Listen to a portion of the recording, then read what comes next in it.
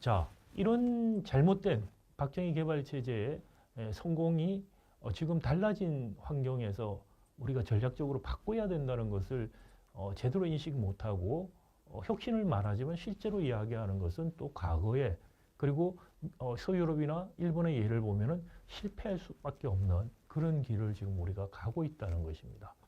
왜 혁신이 일어나지 않느냐? 특히 우리 중간재 산업 제조업에서 혁신이 없는 것이 제일 큰 문제인데요. 97년 경제위기 이후에 우리 산업들이 살아남은 기업들 중심으로 재벌들 중심으로 재편이 되면서 상위 재벌들로의 경제력 집중이 굉장히 심화가 됩니다. 그러면서 이른바 수직 계열화 거기서 한 걸음 들어가서 전속 거래 관계가 확립이 됩니다. 그래서 삼성전자, LG전자, 현대차 중심으로 하나의 경제 블록이 형성이 됩니다. 자, 그러면 전속 계약 관계에 들어가는 기업들은 처음엔 좋죠. 그 거래에 들어간다는 게. 그런데 반복되다 보면은 이 원청기업 1차 벤더가 2차 벤더, 1차 벤더의 원가를 거의 파악하게 됩니다. 그러면서 단가 우려치기를 하기 시작하고 기술 탈취가 일어납니다. 단가 우려치기, 기술 탈취가 일어나니까 혁신의 기회도 없어지고 여력이 없어집니다. 자, 그 다음에 이 전속 거래 관계에 들어가지 못한 기업들 입장에서는 아예 기회 자체가 없습니다.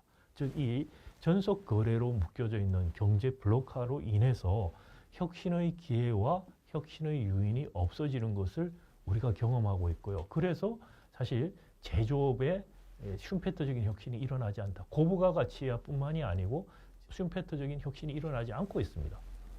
이것은 외국의 사례뿐만이 아니고 우리나라에서 B2C와 B2B를 비교해도 극명하게 나타납니다. B2B는 비즈니스 투 비즈니스니까 중간재 산업을 말을 하는 거죠. B2C는 비즈니스 투 컨슈머입니다. 최종 소비자가 일반인들이라는 것이죠. 우리나라에서 혁신들이 일어납니다. 활발합니다. 다 B2C 분야입니다. 혁신 기업이라고 여러분들이 잘 알고 있는 기업들 한번 생각해 보시면 다 비즈니스 투 컨슈머입니다. 다음 카카오, 네이버, 인터넷 게임, 화장품 회사, 바이오 회사, 쿠팡, 배민 등등에서 이른바 유니콘 기업들이 우리가 꽤 많이 나옵니다. 그런데 이 유니콘 기업들이 다 B2C에 집중되어 있습니다. B2B에서는 유니콘 기업이 없습니다. 그럼 유니콘 기업이 B2C만 원래 많으냐? 꼭 그렇지가 않습니다. 가장 유니콘 기업이 많은 미국의 경우를 보시면은 미국은 B2B에서 유니콘이 더 많습니다. 미국은 GDP에서 제조업이 차지하는 비중은 12%에 불과합니다. 우리는 26%입니다. 2배 이상이 됩니다. 그런데 우리는 유니콘이 다 B2C에서만 나오고 미국은 오히려 B2B에서 더 많이 나오고 있습니다. 이게 왜 그러느냐? 앞에 말씀드린 것처럼 B2B에서는 기회와 유인이 없습니다. 경제가 블록화되어 있고 단가 오려치기가 있습니다. B2C는 일반인이 소비자이기 때문에 지금 말씀드린 것처럼 기회와 유인의 문제에서 자유로울 수가 있습니다. 기회와 유인이 있으면은 혁신이 일어날 수 있다라는 것을 보여주는 사례라고 볼 수가 있겠고요. 우리 매출 구조를 보면은 정말 B2B에서 혁신이 안 일어난다는 것을 정말 이건 정상이 아니다는 것을 더 확실하게 알 수가 있습니다. B2C가 매출이 전체 벤처기업 매출에서 4.3%에 불과합니다. 그런데 유니콘은 여기서만 나오고 있습니다. B2B는 75.4%입니다. 어림잡아서 거의 B2B가 20배 B2C보다 20배 정도 매출이 큽니다. 그런데 유니콘 기업은 B2C에서만 나오고 있습니다. B2B에도 똑같은 기회와 유인이 주어진다면 그렇다면 혁신이 일어날 것이다 라고 우리가 예측해 볼 수 있는 것입니다. 이 재벌의 중심의 전속 계약 구조라는 이 경제 구조가 단지 혁신 경제를 가로막고 있다, 기회와 유인을 가로막고 있다는 차원 이상의 함의를 가진다는 것이 문제가 되겠습니다. 임금 불평등이 기업 규모별 정규직, 비정규직 임금 불평등이 우리 소득 불평등이 가장 큰 원인이고 사회 양극화의 근본 원인이라고 말씀을 드렸는데 이거 역시 이런 하청 구조에서 발생하고 있습니다. 현대자동차가 잘 나가던 2011년, 14년까지 이 수익성을 나타내는 표입니다. 현대자동차, 원청, 모비스 이런 쪽이 한 100이다 수익이 어름 잡아서 말씀을 드리면 1차 벤더들, 1차 하청 기업은 수익률이 한 65%에 됩니다. 근데 2차 하청 가면 한 35%로 떨어집니다. 이 격차가 바로 우리 임금 격차, 기업 규모별 임금 격차입니다. 또 현대자동차 같은 경우에 정규직이 나가면 정규직을 뽑게 되어 있습니다. 그래서 2000년대 현대차가 굉장히 가격 경쟁력 때문에 단가 우려치기에 기초한 가격 경쟁력으로 굉장히 잘 팔렸을 때, 그럴 때 현대자동차는 정규직을 고용하지 않고 비정규직만 고용하게 됩니다. 자, 그러니 이 비정규직, 현대자동차 비정규직 가는 거와 노동자 입장에서는 1차 하청에 정규직 가는 것이 비슷한 선택이 됩니다. 그러니 1차 하청의 임금이 현대자동차 비정규직의 임금 수준으로 비슷해지는 겁니다. 그러니까 정규직, 비정규직 임금 격차를 낳게 되는 근본적인 원인도 바로 이 하청 구조에서 오는 단가 우려치기에서 나오는 수익성과 임금의 격차에서 나온다는 것입니다. 그래서 이것들이 바뀌지 않으면 사실 임금 소득의 불균등을 바꾸기가 어렵다.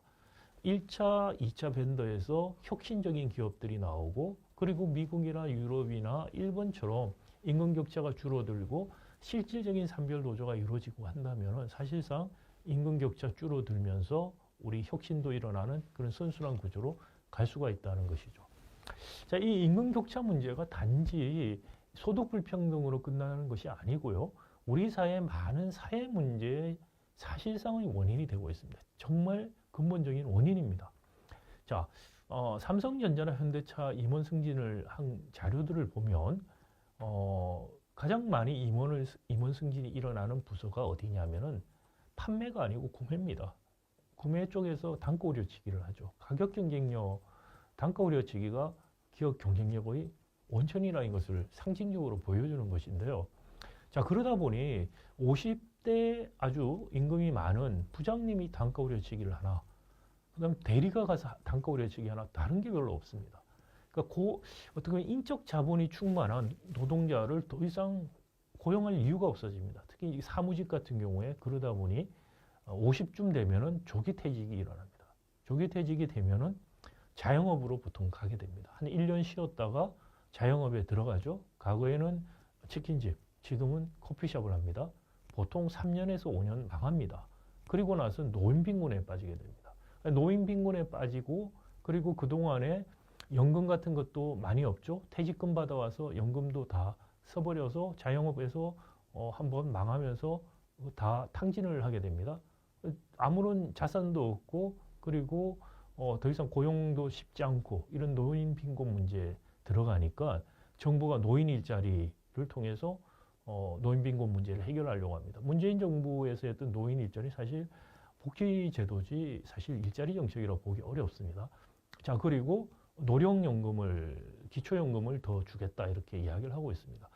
노인 빈곤, 그리고 특히 이 고령화 문제가 심각해지고 있는데, 재정적으로 일자리 정책이라든지 기초연금을 더 주는 거, 지속 가능한 정책이 저는 어렵다 생각을 합니다. 재정적으로 지속 가능하지 않을 것입니다. 자, 이런 현상, 조기 퇴직, 자영업 가서 노인 빈곤으로 몰락하는 이런 것들을 보면 젊은이들이 다 공무원 하려고 합니다. 공무원, 그 다음이 공기업입니다. 아니면 대기업이고, 정말 안 되면 중소기업 간다는 식의 생각을 하게 됩니다. 그러니까 자꾸 취업하는 연령이 늦어집니다. 30대 이후에 취업을 하고 조기 퇴직하고, 그래서 근속기간이 점점 짧아지면서 연금도 작고 퇴직금도 작고 자영업도 가서 자꾸 또 망하고, 이런 악순환이 생기는 거죠. 청년들이 실업 문제, 청년 실업, 그리고 공시족 이런 문제들 생길 수밖에 없습니다. 자, 그러니 또 결혼 연령이 자꾸 늦어집니다. 30대 중반쯤 가서 결혼을 직장 구하고 이제 하려고 하고요. 또 결혼할 때는 배우자가 일을 하기를 원합니다. 그리고 특히 이제 여성분 같은 경우에는 아직까지 결혼하면 육아들 부담이 훨씬 더 큽니다. 많은 여성분들이 결혼하기를 꺼려합니다. 그래서 우리 이 저출산 문제, 결혼을 한 가구가 출산율이 특별히 낮아진 게 아니고 결혼을 안 하고 있는 분들이 많아서 그렇습니다. 근데 결혼을 지금 이런 사회 문제가 지속되는데 결혼을 하라 강요할 수 있느냐? 해놓으면 얼마 준다는 걸로 해결될 수 있느냐? 해결될 수 없는 문제입니다. 우리가 중소기업들, 중견기업들이 생산성이 높아질 수 있는, 혁신이 일어날 수 있는 기반이 마련돼야만 중소기업, 대기업 격차가 줄어들고, 그래서 중소중견기업이 대기업 임금의 한 80% 정도 되면은 조기에 취업해서, 그리고 또 정년이 충분히 보장이 되면은 퇴직하고 내가 연금 생활을 할 수 있고, 이런 구조로 가야만 우리 양극화 문제뿐만이 아니고 청년 실업, 조기 퇴직, 자영업 문제, 노인 빈곤 문제 같은 것들이 해결이 될 수 있고요. 그건 경제 구조가 바뀌어야만 가능하다라는 말씀을 드리고 싶습니다.